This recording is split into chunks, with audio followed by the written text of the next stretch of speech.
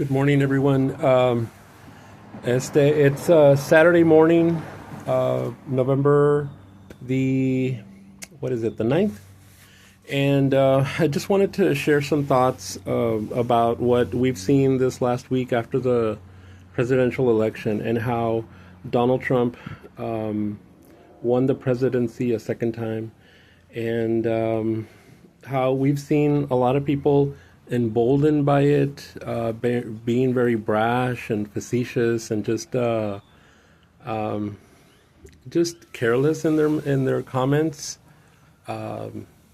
thinking that it's all going to be better now, and that America is going to be great again, and all this stuff. And so there's a lot of uncertainty, in speaking to some of my friends and family.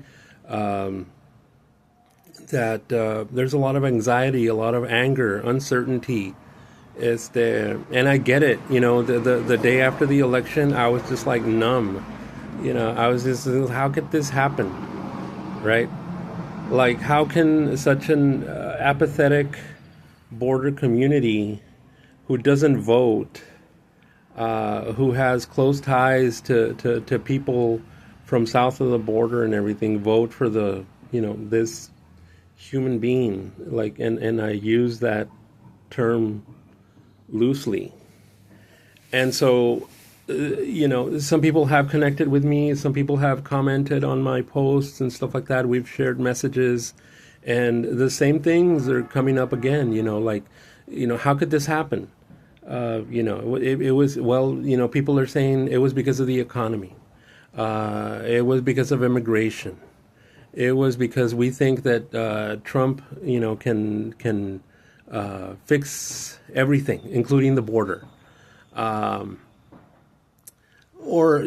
some people have, shared with me that, they've heard that people just don't want a woman as president, especially a minority woman. Somebody who's been in office for a while, who's capable.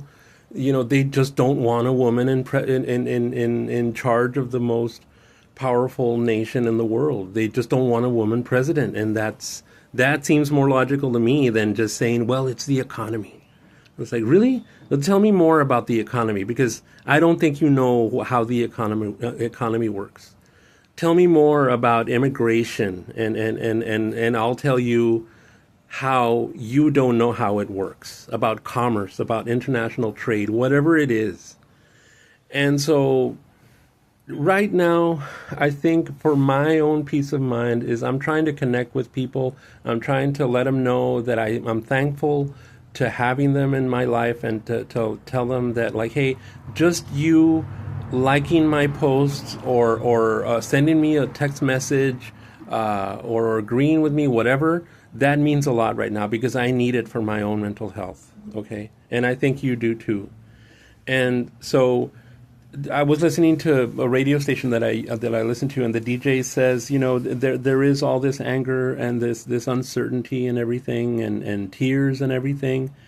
And all those emotions come from a place of love, because you want to make the world a better place. And I think that we can maybe make the world a little better, but in our own little piece of the world. We can try to be more kinder with people. Check in on people, check in on relatives, do things for our neighbors and things like that, and that can help us maybe get through this. We got through 4 years of Trump back in, 2016 and stuff, and then there was a plague. And so, now people are saying, well, but this time he's going to be even more turbocharged to do the things that he couldn't get done last time around. And I'm thinking, okay, well, he said he was going to build a wall and Mexico was going to pay for it, and that didn't happen. There was no infrastructure bill that he passed. It was passed under Biden, and Republicans are taking credit for it. He replaced and repealed Obamacare. That never happened. And even during the debates, he's like, I have concepts of a plan. So I kind of think I know things that he is capable of doing, like pardoning the people from January 6th. He's going to gut the Justice Department the way that Nixon did. We're going to have a Saturday night massacre and things like that. Yes, and he might try to close the border, impose tariffs and stuff like that, and then we'll see. We'll see what happens. We'll see the results of that. Okay, because what I remember from his term in his first term were people not wanting to wear masks, people not wanting to get vaccinated, people not wanting to social distance or anything like that. And then they landed in the hospital coughing up their lungs, coughing up blood and all this stuff, and barely able to speak or breathe. And then they're like, "Oh my God, I should have known better. I was taking horse pills. I was doing everything wrong, and now I'm here. I might die. Why did I not listen?" And all this stuff. Pues pendejos, you know. It's like, oh yeah, tariffs. He's gonna fix things with tariffs. Oh yeah, okay. Well, we'll see how you feel when you have to pay $5-10 more for the product that you're paying for. He wants to deport all these people. Okay, well then go and get a job picking fruit and vegetables. Go get a job cleaning hotel rooms, motel rooms, the service industry, and all this stuff. If you want all these people to go ahead and be deported, then be ready to take their place.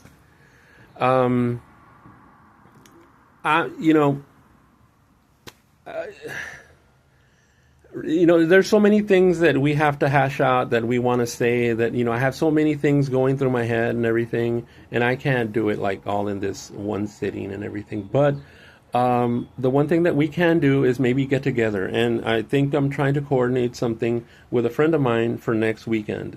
Somebody who is also going through all these things, the way that we are. The last time I said, I fear for the most vulnerable in our communities, in our nation, that are going to suffer under Trump. And I mean, you can see it already. Texas women are dying. Texas pregnant women can't get the care they need because of radical Republican policies that ban abortion, and now OBGYNs can't even touch them for fear of prosecution or something like that. So, yeah, I fear for the most vulnerable among us. I think I'm going to be okay. I'll be okay and everything. We're going to have to suffer through all the dumb things that he's going to have to say for the next 4 years, injecting bleach into our veins, that the people in some northern state are eating cats and dogs, and fake Melania being paraded around next to him. It's just bizarro world. And we're going to have to put up with it. But what else can we do? So this is how it works. This is the system that we have, and that's how the thing works. So, the only thing that I ask of our Republican friends is just don't be assholes about it. Don't, consider, as woke as it feels, as it sounds, consider our feelings. And don't be such dipshits about this. Be glad that he won, but don't fucking rub it in our noses, okay? Because, we'll find out soon enough how things are gonna change and what he's gonna do and everything. So, but yeah. So, reach out to me, comment on this video, on this post, send me a direct message or anything like that. If just realize that, you're going to get the liberal point of view from me, the woke point of view from me, whatever you want to call it. Yeah, stay in touch. And if you need to talk, let me know. And if you want to share let me know, and we'll get together, and we'll try to get through this the best way that we can. Okay? All right. You all take care, and yeah, we'll see what happens. All right. Bye bye.